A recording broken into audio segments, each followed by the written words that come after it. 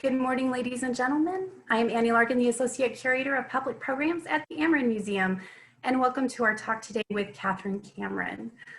Thank you to our members and donors who not only make this type of programming possible, but Amerind's mission to promote the knowledge and understanding of the Native peoples of the Americas through research, education, conservation, and community engagement. Just a quick note about some programming we have coming up in the near future. On July 25th, we will have a free online Zoom salon and art sale with master jeweler and metalsmith Dwayne McDema.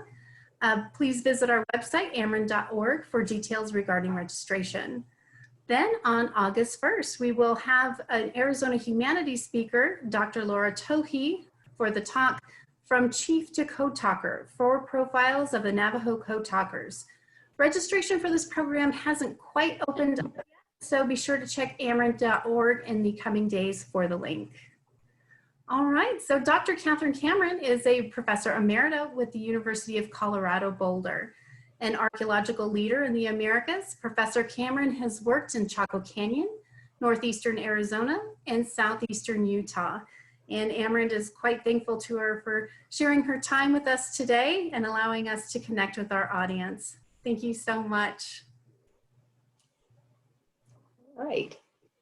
So I guess I'm on? You are on.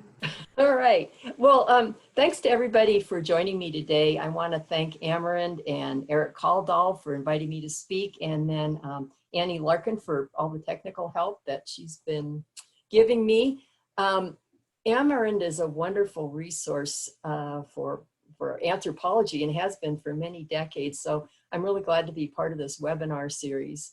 And I should say my Comcast has been a little iffy. It went out for 7 hours the other day. So I've got my fingers crossed that it'll stay alive for the next hour. So I want to talk about migration today, and I'll start out with a quote from Tessie Naranjo of Santa Clara Pueblo in New Mexico. She's talking about what movement means to Pueblo people. And I love this quote because it expresses so clearly what moving around the landscape meant to them. She says, "Movement is part of us. People have moved from place to place and have joined and separated again throughout our past. We must continually remember that without movement, there is no life." Migration is a big topic in our modern world today, and it's important to think about what archaeology can contribute to understanding why and how people move and what happens when they get where they're going. And I won't have, of course, anything earth-shaking to say about modern migration today, but I hope you see some parallels and some differences between migration in the past and the present. Southwest archaeologists have a long-standing interest in migration. This is partly because when Anglos got to the Southwest in the 19th century, they saw so many deserted sites. Clearly, there were people who had once lived in these places, and the mystery was, why did they leave and where did they go? And this is especially true when Mesa Verde was found in the late 1880s. The cliff dwellings there looked like people had just woken up one morning and walked away, leaving everything they owned in place. Of course, there really isn't a mystery about where they went. They moved to the Rio Grand, to Acoma, Zuni, Hopi, and other areas to the south and east. And they're still in modern Pueblo towns and other places today. So this is a map of archaeological culture areas in the Southwest, and I'm sure all of you or most of you are very familiar with this. These archaeological cultures, ancestral Pueblo, Hohokam, members, and so on, have been defined largely on the basis of ceramics and architecture. So each of these, entities have distinctive ceramics and architecture. Now, we all know that there are problems relating archaeological cultures to the social formations that actually existed in the past. Do our archaeological cultures represent ethnic groups, for example? Did everyone in those boundaries speak the same language? Now, certainly we tend to imagine that archaeological cultures represent people who were somehow culturally related. Now, in order to see migration in the past, archaeologists have to make a number of assumptions. The first is that people can be identified by their material culture, by the types of pots they make, by the types of buildings they built, and so on. Now that's the first assumption. The second assumption is that when people move around on the landscape, that they're going to bring their distinctive cultural practices with them. This second assumption is essential because we know that a migration has happened when we find particular pottery types, artifacts, or architectural styles outside the area where they're typically found. But there are problems with both assumptions. Archaeologists know that. They know there are problems with these assumptions. Your culture, ethnicity, or social identity is not a part of your genetic makeup. Cultural groups are not like species. Genes, language, and culture do not necessarily move as a unit. But the awkward thing is that in the past, archaeologists often acted as if they did. So to my mind, one of the greatest contributions of the study of migration in archaeology, the greatest contributions that archaeologists have made to the study of migration is the attempt to examine social identity in the past, to break social identity down, to see how people use or change their social identity depending on the situation that they're in. So yeah, this is something that, you know, is studied in the present, but we also are now studying it in the past as well. Whether in ancient times or today, migration forces people to, it forces people to reevaluate who they are. To what extent do they want, or are they being forced to change their identity to living in new surroundings? This becomes complicated for archaeologists. We see people in the past moving by seeing their material culture moving. But what if migrants decline to take their material culture practices with them when they move? Or what if they abandon pottery making methods and housing styles that they'd once used? Or what if they take only some of their cultural practices with them, like pottery styles, and then when they get to their new home, they adopt other practices like house building methods from the people that they start living with, these people who are local to the area where they move. So there's all sorts of different things that could happen, and that's what makes it complicated. Now, let me point out here that there's another way that archaeologists have traditionally used to see population and movement in the past, and that's demographics. This is looking at the number and distribution of contemporary sites. If population suddenly declines in one area and soon after population grows in another area, then we often assume it's the result of a migration of a group of people from one place to another. This image shows a study by Brett Hill and his colleagues of Southwest demography between 1200 and 1500. You can see the Four Corners area becoming depopulated over that time period, and then population sort of sagging to the south. And then it consolidates in the Rio Grand, the Hopi Mesas, and a few other places. But there are also lots of complications with using demography to see migration in the past. How do we know that people in an area of population decline didn't die instead of moving? In areas where population is increasing, how do we distinguish natural population growth, you know, people having more babies, from immigration? And then if we get that far, we still have to determine where the immigrants came from. So we're back to problem one again. Now, I've been interested in migration, the study of ancient migration for years, but I'm only one of a very large number of Southwestern scholars who focused on this topic. I'm going to talk a little bit about my own work, but mostly I'm summarizing the work of some very talented Southwestern archaeologists. Our time is short today. I won't be able to discuss the work of all the people who have made really remarkable contributions to our knowledge of Southwestern migration. So unfortunately, I'll only be able to highlight a few. But I just want you to know that there are many, many talented scholars out there doing a lot of this work. So today, I first want to compare some of the well-known Southwestern migrations and talk a little bit about the progress archaeologists have made in understanding them. And then I want to talk about some types of human movement that are less well-known, but that I find really interesting. And these are captive taking and something that's been called population circulation. These involve the movement of individuals or very small groups. These are not mass migrations of villages or clans. And there's much work being done at this scale. And so I want to tell you a little bit about some of this new work that's being done. So this image shows three well-known migrations in the Southwest. In the AD 1200s, there's a general movement from the Four Corners to the south.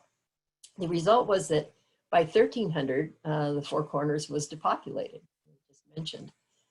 So following the arrows here, you can see people moving from the Mesa Verde area to the northern Rio Grande. So let's see if I can get my cursor to work here. So this dotted line right there. And when I say Mesa Verde, I don't mean just Mesa Verde National Park, but the whole area that includes Southwest Colorado, parts of northwestern New Mexico, and parts of southeastern Utah. So it's that bigger area, not just the park. Now there's another set of arrows in the middle of the map. This one here, this other red arrow that goes from Mesa Verde, or the Mesa Verde area, to southern New Mexico. And then this westernmost arrow here, this black one, goes from northeastern Arizona, the Kayenta region, to southern Arizona. Now, here's 3 migrations, all from north to south, but they were not the same. They differed in terms of timing of the movement. They differ in terms of how many people moved, whether they moved in large or small groups, and so on. But one of the most noticeable differences is how well archaeologists could see migrants once they arrived in these new places. In other words, how much of their social identity, how many of their cultural practices traveled with them as they migrated, and how many were lost or left behind. So let me start with the most visible one, this one, the westernmost Kayenta to southern Arizona migration. That is the most visible, and has been lots and lots has been written about this migration. It was first discovered in the 1950s when Emil Houry from the University of Arizona ran a field school at Point of Pines. You can see that as the top dot there. This is in east central Arizona. Many of you have probably heard of Point of Pines, the Point of Pines site. Houry didn't publish a report on the site, but recently Tammy Stone has reanalyzed the notes and published extensively. And in fact, she has a book that just came out. Our library just got it in time for this talk. So that was great. So Point of Pines was a big pueblo, more than 800 rooms. It had been built in several building episodes beginning in about 1200. Now, one episode at the end of the 1200s resulted in about 70 new rooms that were quite different from those built both before and after. And you see that big red arrow is pointing to that set of rooms. They actually have a screen on them in the original map, but it didn't come out when I scanned it. So it's that big clump of rooms indicated by the arrow. So these rooms were much larger than other rooms. They had features that were not typical of other pueblos in the region. Many of the rooms had been extensively burned, and so lots of material was preserved in them, and that was wonderful for the excavators because they had lots to work with. And it soon became clear that these rooms had been inhabited by a group of people who were foreign to the area and unquestionably came from the Kayenta region about 200 miles to the north. So let me just show you a little bit of the reasoning behind that. Houry did a wonderful job in setting this all out. So these rooms, these extra large Kayenta rooms, contain pottery from the Kayenta area. So you see Kayenta pottery in the top of this slide here. It contained locally made pottery, which was decorated like Kayenta pottery, Maverick Mountain on the bottom there. There was a D-shaped kiva, not shown here, like those in the Kayenta area. There were wooden tools made of foreign wood. There was corn like that grown in the Kayenta region. And then perforated plates. This is a perforated plate there on the left. These are unique and enigmatic artifacts that link migrants in southeastern Arizona back to the Kayenta and Hopi areas. So there's all this stuff that suggested movement of a specific group of people. And this is one of the coolest things. There's even a ceremonial cache of artificial flowers that was much like one found in the Kayenta area. So above, the top image shows a ceremonial cache of these wooden flowers found in the Kayenta area. And down below on the left is what archaeologists found near Point of Pines. It wasn't at the site, but it was some distance, a little distance to the east.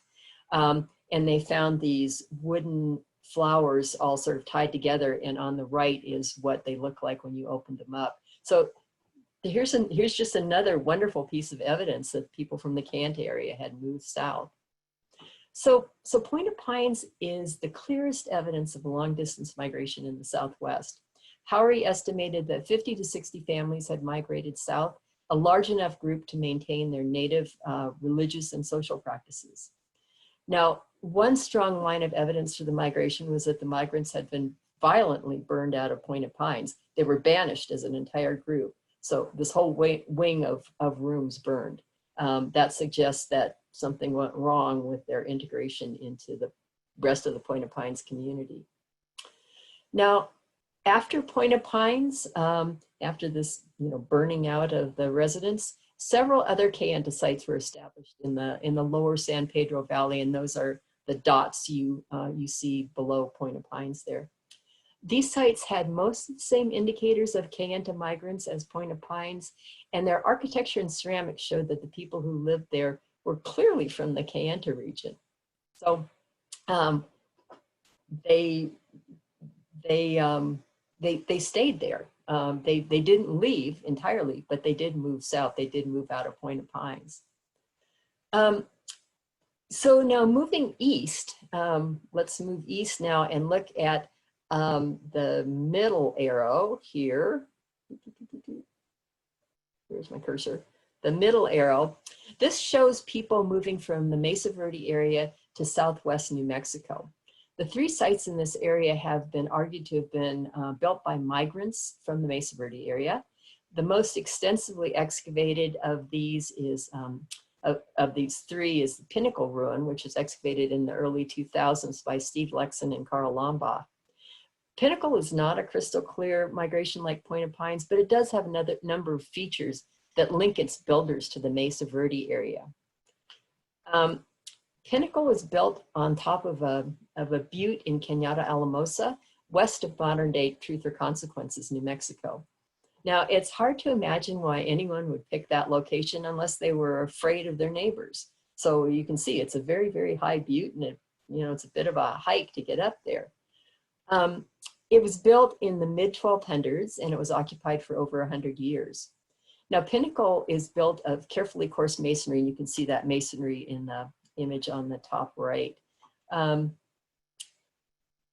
That masonry is similar to masonry in the Mesa Verde area, but it's quite different from the local local architecture of the Members and Tularosa peoples. So that's one clue that people that built Pinnacle were different. Here's another one. The dominant pottery type is Magdalena black on white, and it's a southern variant of Mesa Verde black on white. So Mesa Verde black on white dominates the Mesa Verde area in the 1200s. So it seems that migrants from Mesa Verde made new pots when they got to Pinnacle, and they made them in a style that they were familiar with. So the style of those two pots in those two areas was very similar. So there's another clue. They were building walls like they did in the Mesa Verde area, and they're making pottery in the same way. And here's another one that I find very, very interesting. Excavators at Pinnacle found a deep, artifact-rich midden at Pinnacle. And you can see on the upper right, you can see the pit itself where they found this midden, and then you can see the profile on the lower left. Stratified and mounded middens are rare in southern New Mexico, but they're very common in the Mesa Verde area. In fact, they're argued to have ritual significance there. So this is another line of evidence that Pinnacle was built by Mesa Verde migrants. Now, the furthest east and the least visible migration is the classic Mesa Verde migration. So that's the dotted red line here. That's from Mesa Verde area to the northern Rio Grande. This has been discussed and argued about for most of the past century. And the problem is that the demographics show the Four Corners emptying out just about the same time that population booms in the northern Rio Grande. But the people moving into the northern Rio Grande seem to have brought few of their original material culture practices with them. There are certainly ceramic similarities. The Rio Grande type Galisteo black on white at the top left there is quite similar to Mesa Verde black on white on the bottom right. So they're similar both in terms of design styles and the technology of manufacture. Some Rio Grande archaeologists question the identity of Galisteo with Mesa Verde, but many people think it's quite similar. But Galisteo is really the only contender for a Mesa Verde style artifact in the Rio Grande. That's really what we have to suggest that people from the Mesa Verde area came there. Now, Bill Leip, who many of you may know, published an article called Lost in Transit, in which he listed all the traits that characterized Mesa Verde sites in the 1200s, but that were absent from sites built in the northern Rio Grande in the 1300s. So I've just put a few of these on the screen here. Domestic architecture, the settlement layout of domestic sites was very, very, very rigid and similar site to site in the Mesa Verde area. That is gone when you start looking at Rio Grande sites. Kiva features, very characteristic of the Mesa Verde area. None of that arrived in the northern Rio Grande. Mesa Verde style mugs, and then up at the top right there, humorous scrapers are a very distinctive Mesa Verde style artifact. But those didn't make it to the Rio Grande either. So what in the world was going on? Why did they leave all these characteristics of their life in their past homeland? Well, these three migrations differed significantly in visibility, as I just said. On the west, the Kayenta migration was crystal clear. On the east, the migrants into the northern Rio Grande are very hard to see. And in the middle, the migration into southern New Mexico was somewhere between these two. These migrants were continuing some of their homeland practices, but not all. So Tammy Stone and Bill Leip wrote an article called Standing Out versus Blending In. And they describe this question in a nutshell. In the Kayenta area, Tammy argues that migrants at Point of Pines consisted of a large group of people who felt secure enough about their identity that they were eager to stand out from other Point of Pines residents. But they were eventually burned out of this large settlement, and they may have moved south to create new Kayenta settlements in the lower San Pedro Valley. Excuse me. Now, Jeff Clark's extensive work in the lower San Pedro shows that Kayenta residents continued to maintain their foreign identity for several generations. Now, what's especially interesting is that before this migration, up in the Kayenta area, there wasn't really much coherent or uniform characteristics in terms of architecture or ceramics. I mean, that wasn't really as distinct as it is when they get south. So it was only when they were surrounded by people different than themselves that the migrants emphasized what we might call their ethnic identity. And I want to stress this as a key point. A person's identity is always constructed in relationship to the people they're surrounded by. When we travel outside the country, we're no longer a person from Atlanta, Georgia, or Seattle, Washington. We're an American. And we interact with people we meet in that role. They take what they know about the United States and they construct an identity for us, just like we do for them. So interaction with other people is really important in determining your identity and how much of it you show. So why didn't people from Mesa Verde stand out in the northern Rio Grande? Bill Leip and many others have argued that Mesa Verde people moved into the northern Rio Grande in small groups, and they went to many different locations. Now contrast this to the big group of families that moved to Point of Pines. Migrants to the northern Rio Grande may have joined settlements in which there were already Mesa Verde people who may have made earlier migrations, and they might have helped integrate the newcomers into the Rio Grande way of life. Now, some scholars, including John Roney, suggest that some Mesa Verde migrants might have moved through intervening areas in the San Juan Basin, and some might have settled there for a period of time. This would tend to dilute the coherence of the cultural traditions that they had when they finally arrived in the northern Rio Grande. And then Steve Lexon contends that migrants from Mesa Verde to the Rio Grande were actually deliberately rejecting key elements of material culture that signified the failed political systems of the Four Corners. So they were actually rejecting what they'd been before and doing it intentionally by not using the same material culture that they had in the Mesa Verde area. Now, I should mention that in contrast possibly to Bill Leip and others, I have my doubts that the migration into northern Rio Grande was exclusively by individuals or small groups. I think there's good evidence that entire communities of people did move out of the Mesa Verde area, but I'll leave that argument for another time. It's an interesting one. Okay, so that brings us back to Pinnacle Ruin, which is the middle, sort of in the middle, both geographically and in terms of the visibility of its migrants. Pinnacle, as it turns out, was not alone in the Cañada Alamosa. Just a mile downstream was the large Victorio site. It was a 500-room Tularosa village. Now, Victorio was established before Pinnacle and almost certainly was there when the first Mesa Verde migrants arrived. Now, based on ceramics, there seems to have been little interaction between these two big sites, but the location of Pinnacle on a high butte suggests that the relations were not necessarily close. These two sites were contemporaneous for much of the 13th century, but not interacting much. And again, social context seems very important here. The people of Pinnacle were either unwilling or unable to interact closely with their near neighbors at Victorio. So that they were an enclave, sort of like the Kayenta villages in southern Arizona. Now, this meant that Pinnacle folks were free to continue many of their homeland traditions in ceramic manufacture, architectural style, and trash disposal. But like the Rio Grande migrants, Pinnacle people jettisoned many of the key Mesa Verde traits that they could have brought. So many things were lost in transit at Pinnacle. Okay, so I've just given you a hint at the extensive work Southwestern archaeologists have done to understand the impact of the 13th century migrations. These were tumultuous times with large areas of the Southwest abandoned and many people on the move. But to summarize briefly, there are a variety of reasons that migrants might want to identify themselves with their homeland, or they might not want to. I'll bet it wouldn't take any of you very long to think of modern day immigrants who either blend in or stand out in the country they moved to.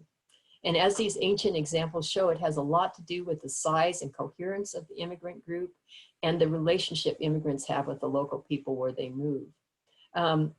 There are a variety of factors, of course, that cause people to stand out or blend in, and each migration episode is different. Well, I guess I'll leave that topic now so that we have time to talk about other ways of moving, but it's really an interesting thing to think about. Okay, other ways of moving. And this is where some of my work comes in and the work of other people I think is really interesting. So archaeologists tend to think of the settlements we study as being bounded, with individuals having strong connections to a single place. And this may have been true some of the time and for some members of a community, but we need to think more broadly about the composition of the ancient communities we study. There are ways of moving that we don't tend to think about, but that had significant implications for how we understand the past. So I'm going to talk about two of those, captive taking and population circulation. I'll explain why these types of movements are important for understanding the past. And even though I'm setting these out as two distinct types of movements, I see them as part of a broad continuum of human movement around the landscape that almost all societies engaged in. Now, it's hard for archaeologists to see individuals moving, but that doesn't mean that people in the past were pinned to one spot any more than we are today. So for the past decade or two, I've been doing a global study of captives in small-scale societies. By small-scale societies, I mean the range of societies that weren't states, and this includes the Southwest during most time periods.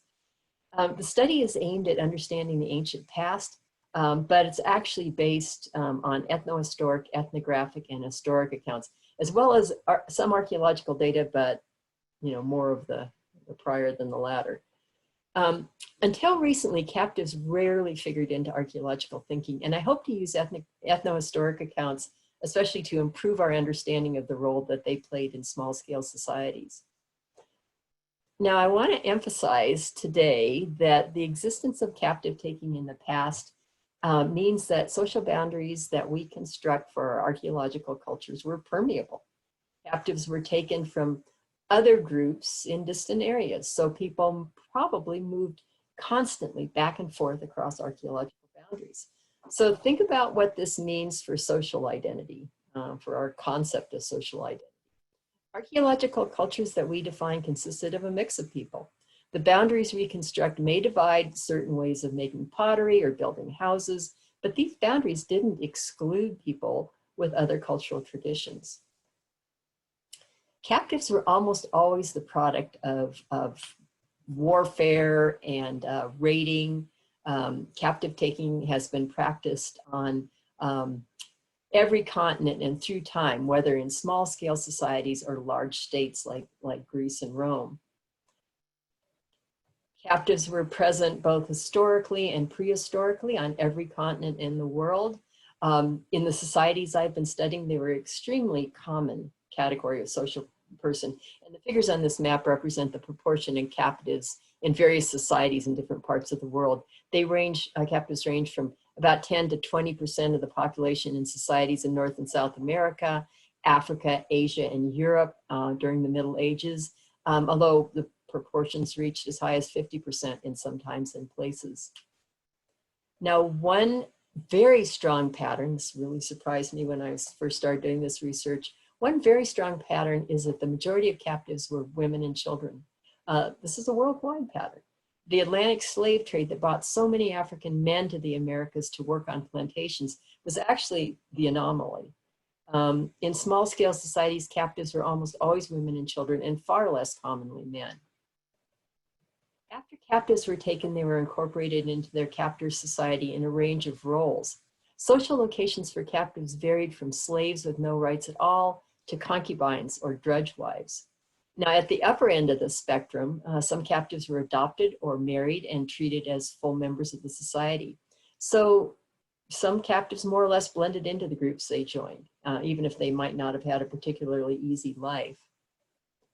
Now, ethnohistoric and historic studies show that captives didn't necessarily just disappear into their captive societies. What I find most fascinating is that captives sometimes functioned as social channels or nodes that link different groups together.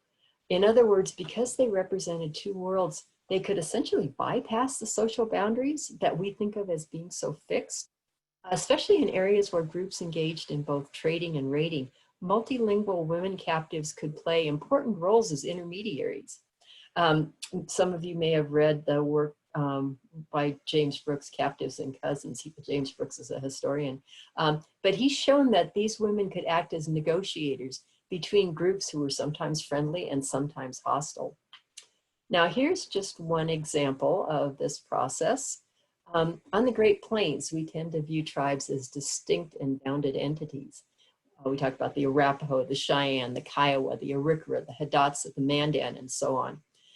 But anthropologist Patricia Albers has argued that historically known Plains tribes had overlapping regions and social formations. Relationships among these groups are often hostile, with frequent raiding and captive taking. Captive women and children could be items of trade. They could be incorporated into the group to increase group size, and they could be used for their labor. But perhaps most importantly, captives could serve as channels for developing peaceful relationships between these enemy groups. In ethnohistoric accounts, captives were sometimes visited by their birth families, and those visits would start cycles of gift giving and trade. They weren't there to take their daughter home, they were there to interact with the group that now held her. So in other words, captives provided an opportunity for interactions of a variety of types among groups who might otherwise be at war. They opened avenue for cooperation that might end up being advantageous to both groups. So here's how Patricia Albers describes the role of captives.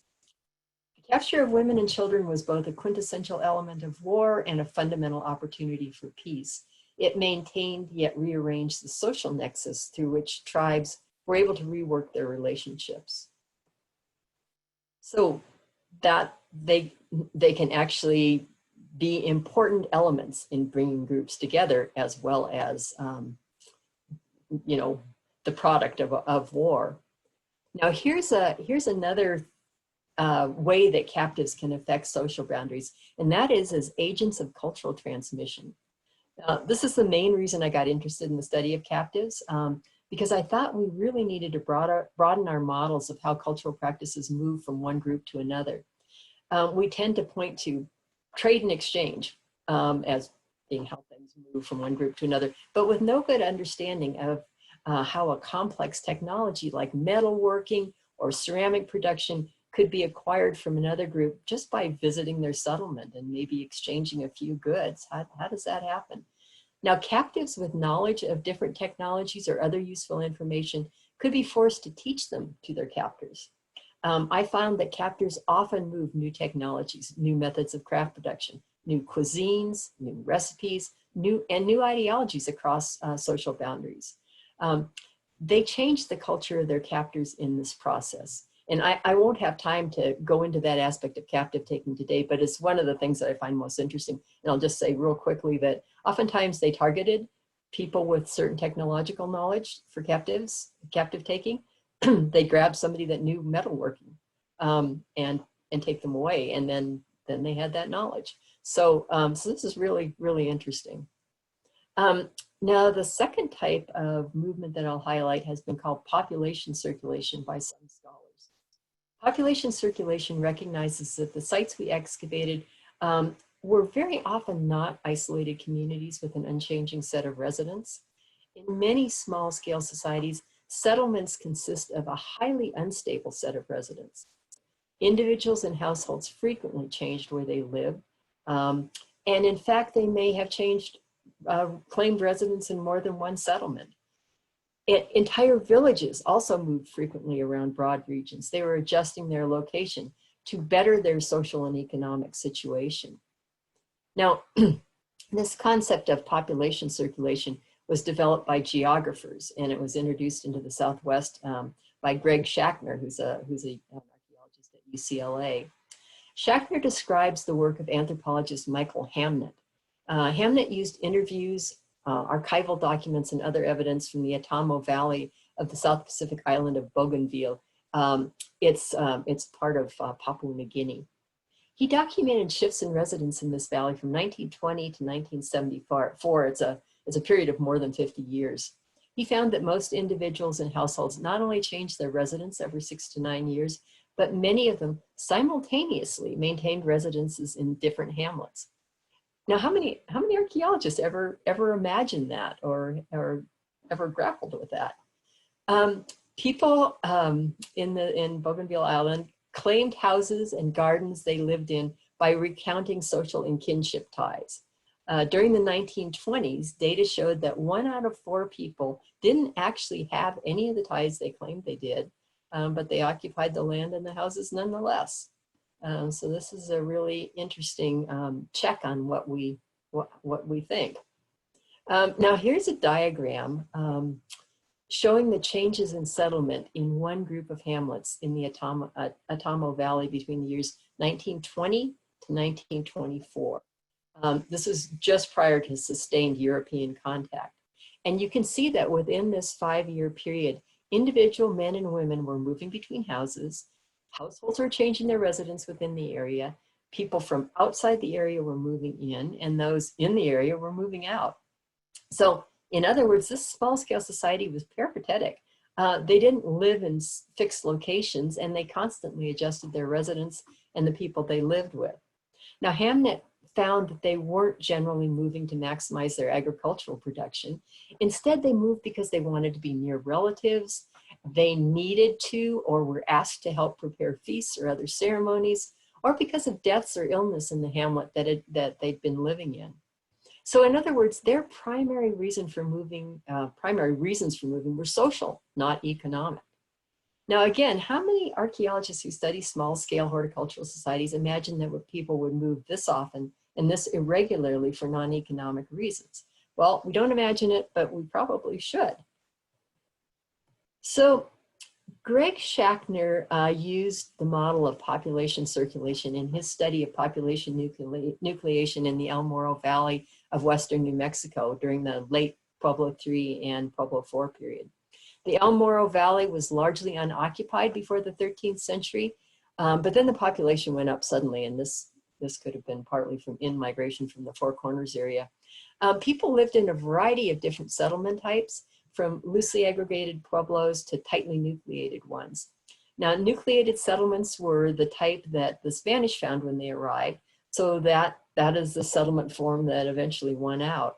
Now, Schaffner uses data on ceramic exchange and other lines of evidence to argue that population circulation among the early residents of the El Morro Valley created an extensive landscape of social interaction. In other words, people were moving back and forth and interacting over a very broad region. Schaffner argues that this broad social interaction allowed the emergence of a new settlement type. People who came together into large nucleated settlements weren't complete strangers to one another. They'd been interacting for a long time, and this is how they developed the social mechanisms that allowed them to live together in the very close quarters of nucleated settlements. So this is a much more satisfying explanation than the one archaeologists had previously proposed, that nucleated pueblos were the result of warfare and raiding. So in other words, Schaffner shows how frequent movement, population circulation, created the context within which new ideas about society, residence, and space could develop. Now, Southwest archaeologists are increasingly aware that Pueblo villages, especially after the 13th century, were multi-ethnic. One of these large pueblos could include people speaking different languages and with different cultural practices.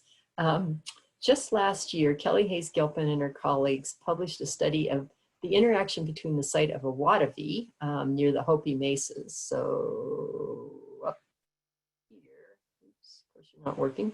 You can see where it is, near the Hopi Mesas, and then the site of Pottery Mound, which is more than 250 miles away in east central Arizona.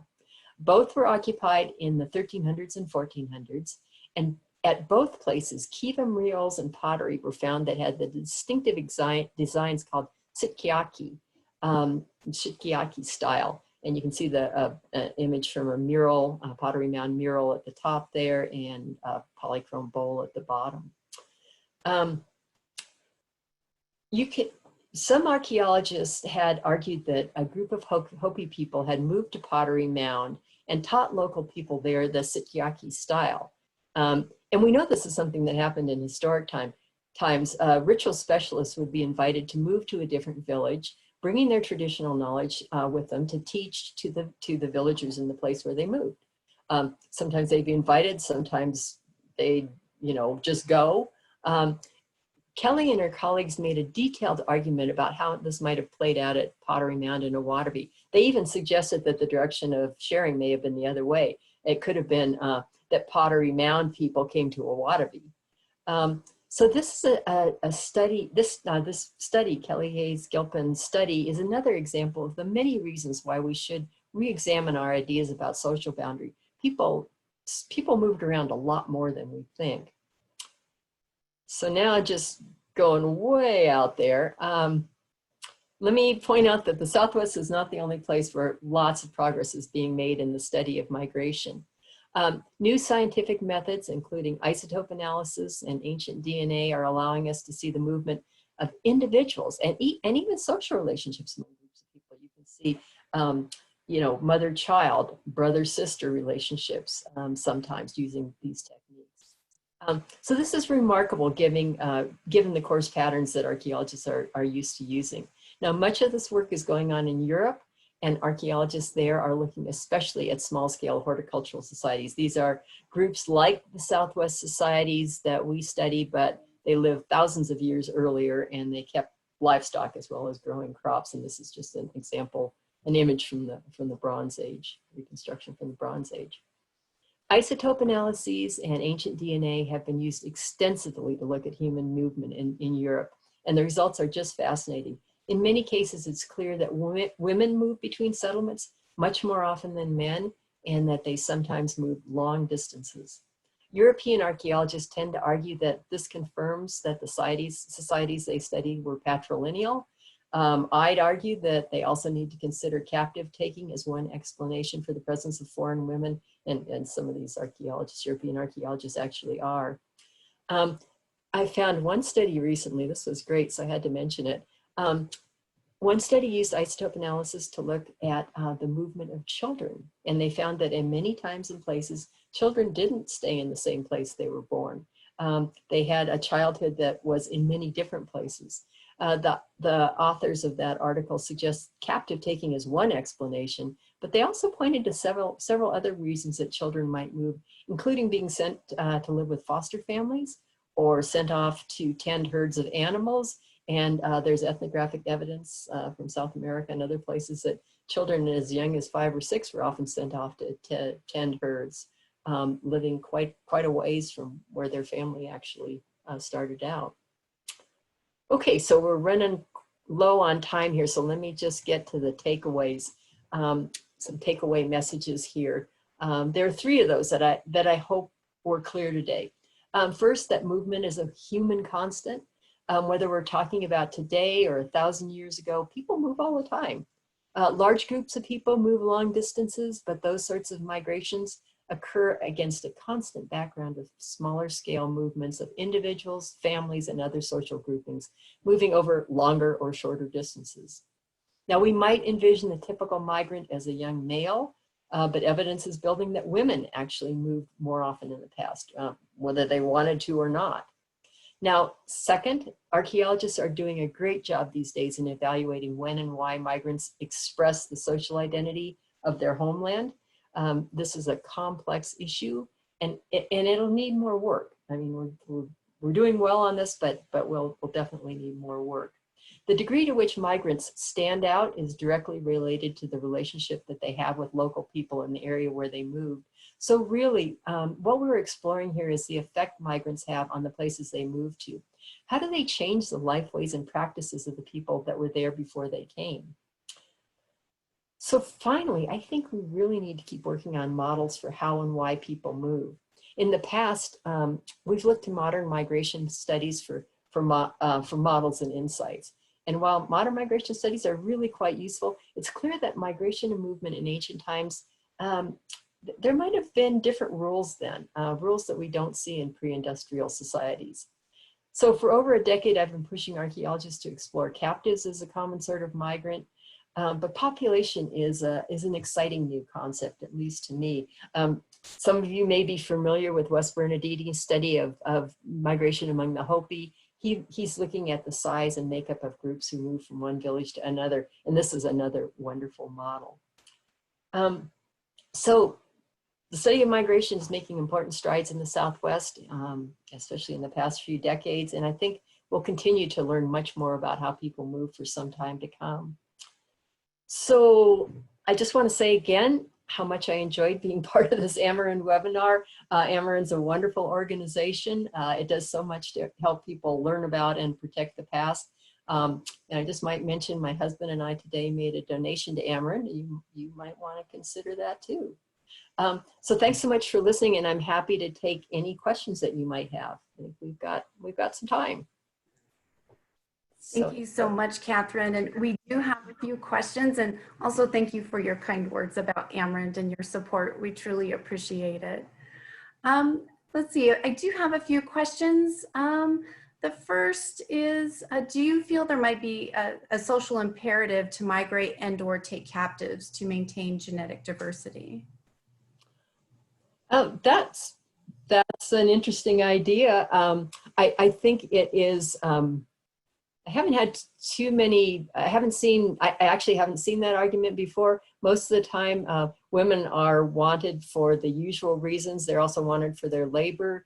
There's a wonderful study in South America of a group called the Canibo. And you could only be an important big man if you had many wives to make lots of beer. And so, and important men monopolized most of the women in the group, so young men had to go out and capture their wives. So I haven't seen it as a biological imperative, but that's an interesting idea. It would probably take a biological anthropologist to actually, give us a correct answer on that. Okay, the next question from Alice. When the Verde people migrated to these other areas, did they have to learn a new language or practice a new religion? Well, very, very interesting. That's a great question. I mean, from archaeological data, we can't know that. But, you know, let's take the Mesa Verde to the Rio Grande. You would suspect that religious practices changed just because, you know, their settlements were different, and they were, you know, there were elements of you know, religious paraphernalia that didn't make the move.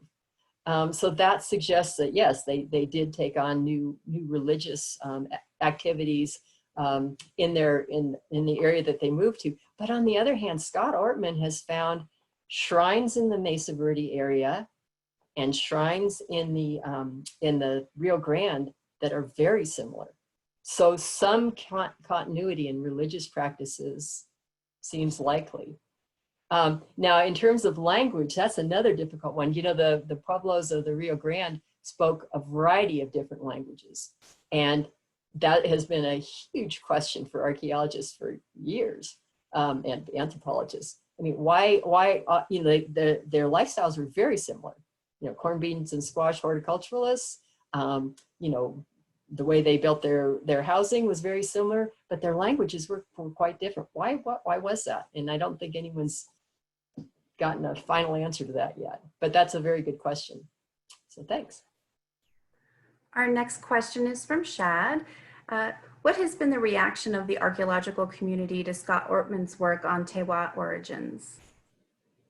Okay, well, Scott Ortman is my colleague at the University of Colorado, and he's written a wonderful book. He argues that there was a big migration from the Four Corners to the Rio Grande, and that he also, when I said, you know, it's a bigger argument when you start talking about whether people moved as small groups or they moved as large communities. Scott's got good evidence that large communities are coming in, as you know, as well as possibly small groups. But I find Scott's arguments very, very, very strong and very, very persuasive. And I think a lot of people do. There are, you know, Rio Grande archaeologists who don't think there was a big migration into the Rio Grande.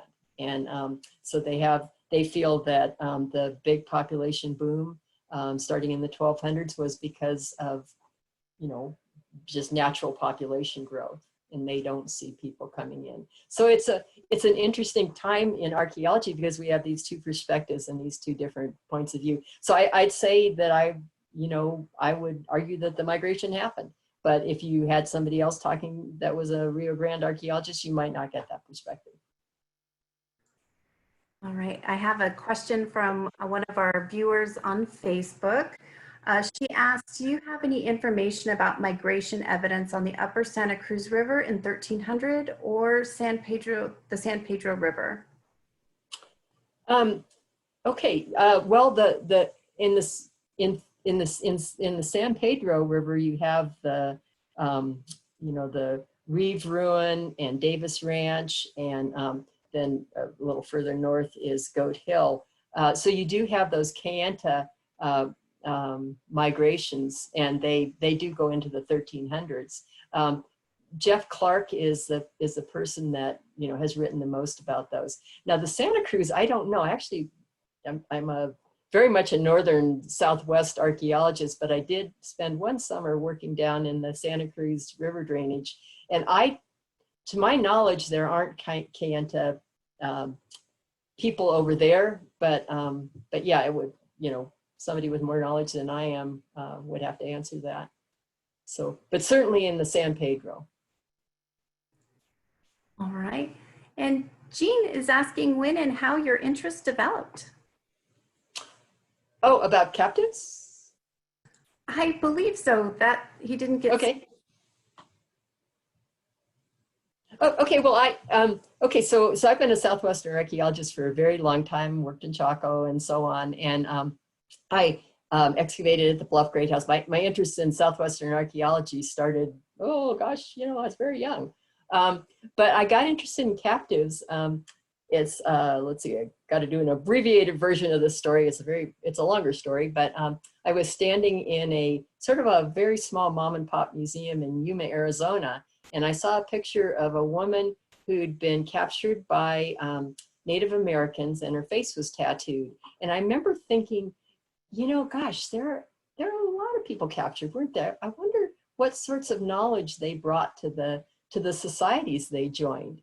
And I got an opportunity to do a conference on any topic I wanted to, and I thought, well, I'll try this. And that was in 2005, and it's just sort of taken over my life. But I also was very aware of that because I had a great aunt who rescued Chinese slave girls in San Francisco in the early 20th century. And I actually knew one of them when I was a little kid. She was a young girl who'd been brought over to be essentially a domestic slave in San Francisco's Chinatown. So I knew about some of this, and I found it really interesting. So I could roll on that, but maybe I'll stop there. All right. And John is curious if you have any comment on the source of people who formed the large Chama villages who populated the Pajarito Plateau. Well, now, okay, that the argument would be that they're people coming down from the Mesa Verde area. And they're popping up just as, you know, the Mesa Verde is being depopulated. I was talking to somebody yesterday, and I guess in the Rio Grand, they're arguing that it was people from the Rio Grande going up there. But yeah, I would say that's the first sort of influx of people coming down from Mesa Verde. Or maybe not even the first, but, you know, an early influx of people coming down from the Mesa Verde area. Okay, and Christopher asked, do rock art studies help in establishing migration patterns? Could you do that one again? I didn't catch the first words. Of course. Do rock art studies help in establishing migration patterns? Oh, what a wonderful question. Yeah, the opening slide, I don't know if I can get back to it. Maybe I will get back to it real quick if this is easy. This opening slide, many of you may have recognized it. It's from southeastern Utah. It's called the procession panel. And it's got, you know, figures walking into this circle. Some people have argued that that circle is a great kiva. Yes, you do see that. And the other thing you see are footprints, moccasins. Ben Bellarado is doing a wonderful study of moccasins, and also, but he uses rock art as one part of that. But yes, I think you can. And you know, Jonathan Till, who's in Blanding, Utah, did his degree here at the University of Colorado, and he did a study of what they call a crossover on Comb Ridge in southeastern Utah, and he did you know, demonstrate that people mark their paths with rock art, and you can see that the rock art, you know, and rock art like this procession panel would be telling people about where to go. So yeah, very good question, and yes, I think that is true. Okay, I think we have time for maybe two more questions. Okay. The first being, was there a lack of women due to childbirth death and other means, so they captured women from other tribes? You know, that I would be sure, and sometimes in places that was a problem because women did die very often in childbirth. But the problem that I've seen mostly in the ethnohistoric literature is just that many small-scale societies, you know, have polygamous marriages, and the most powerful men co-opt, you know, the young women, and then men who are less powerful or young spend a lot of time trying to, you know, get a wife, and until you get a wife, you can't have any status in the society. So stealing one is a good way to get to where you want to go. But I would guess, yeah. I mean, when you start looking at historic times and you see about death rates, you know, the death of men in war doesn't lower a population rate as much as a population levels as much as death of women, because women produce the next generations. So if a lot of women die, yeah, it really lowers your population level. Okay, and the last question is from Susan. She says, do you have any thoughts on the possibility of epidemics in the concentrated larger villages in the Mesa Verde region as a motivation to leave an area or abandon some cultural practices? Ooh, well, that's a wonderful question. The hard thing about seeing disease in the past is unless it affects your bones, an archaeologist won't see it because you don't have the flesh and the lungs and the organs. So you wouldn't see that. Maybe you'd find the way you find the results of a pandemic is to find a mass grave. And during the plague year, there's just these mass graves, and people, archaeologists now are still finding them. The plagues in Europe.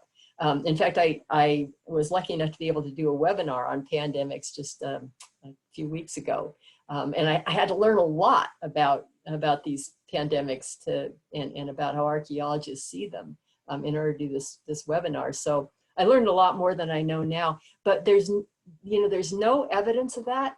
I mean, it could be, we think that, there could have been more deaths just because people that it used to be spread across the landscape are now jammed into bigger settlements, and bigger settlements produce more disease. We all know that. So they could have been, but unless you find these mass graves, it would be pretty hard to document. Or just, evidence that lots of people died all at once and you don't see them coming out anywhere else. So, so really good question. I mean, maybe one of these days we'll be able to find the remains of disease in bones, but right now, yeah, unless they leave marks in the bones, as syphilis sometimes does, we wouldn't see it. Well, thank you so much, Catherine. This has just been an absolutely fabulous presentation. We really appreciate you sharing your time and your knowledge with our audience today. We will be sending out an email within the next few days with a recording of, a link rather, to the recording of the lecture. And so you can share that with any of your friends or family members who may have missed her fabulous presentation. Well, and next week, I guess we will see our audience at that time. And again, thank you so much, Catherine, and fabulous day. Okay, thank you. Thanks everybody for joining, and thanks Annie for all the help. Take care. You too.